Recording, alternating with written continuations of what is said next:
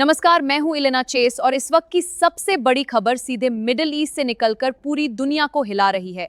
Tehran से उठी धमकी ने पेंटागन के अंदर अलर्ट बजा दिया है। आईआरजीसी यानी ईरान रिवोल्यूशनरी गार्ड कॉर्प ने ऐसा बयान दिया है जिसने वॉशिंगटन की नींद उड़ा दी है।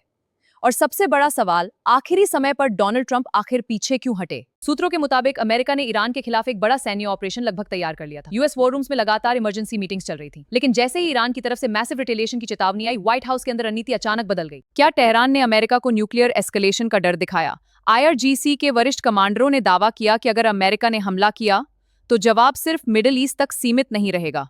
पेंटागन, गल्फ बेसेस और स्ट्रेटेजिक यूएस एसेट्स को निशाना बनाने की खुली चेतावनी दी गई। इसके बाद ग्लोबल इंटेलिजेंस एजेंसीज तुरंत एक्टिव हो गईं। वॉशिंगटन में इमरजेंसी डिफेंस प्रोटोकॉल्स एक्टिवेट कर दिए गए।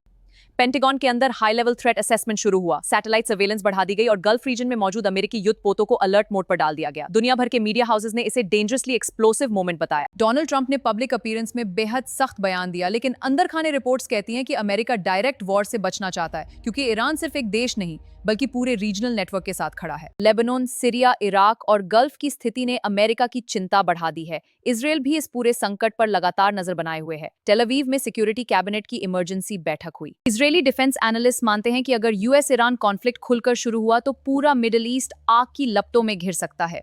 ऑयल मार्केट्स में भी जबरदस्त उथल-पुथल देखने को मिली। क्रूड ऑयल प्राइसेस तेजी से ऊपर गए और ग्लोबल इन्वेस्टर्स सेफ एसेट्स की तरफ भागने लगे, क्योंकि दुनिया को डर है कि स्ट्रेट ऑफ हॉर्मुज में तनाव बढ़ा तो ग्लोबल इकोनॉमी हिल सकती है। सोशल मीडिया पर वर्ल्ड वॉर 3 तेजी से ट्रेंड करने लगा। लाखों लोग पूछ रहे हैं, क्या यह सिर्फ पावर शो है या सच में दुनिया एक बड़े युद्ध के मुहाने पर खड़ी है? मिलिट्री एक्सपर्ट्स का कहना है कि ईरान ट्रेडिशनल युद्ध से ज्यादा एशियोमेट्रिक वॉरफेयर में मजबूत माना जाता है। मिसाइल्स, ड्रोन्स और प्रॉक्सी नेटवर्क्स अमेरिका के लिए सबसे बड़ी चुनौती बन सकते हैं। यही वजह है कि पेंटागन हर कदम बेहद सावधानी से उठा रहा है। इस बीच तेहरान की सड़कों पर मैसिव रैलीज भी देखी गईं, जहां हजारों लोगों ने एंटी अमेरिका स्लोगन्स लगाए।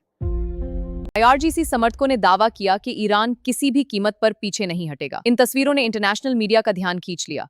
व्हाइट हाउस के अंदर डिप्लोमेसी और मिलिट्री प्रेशर के बीच संघर्ष जारी है। कुछ एडवाइजर्स डायरेक्ट रिटेलिएशन चाहते हैं, जबकि कई एक्सपर्ट्स चेतावनी दे रहे हैं कि एक छोटी गलती भी ग्लोबल कैटास्ट्रोफी बन सकती है।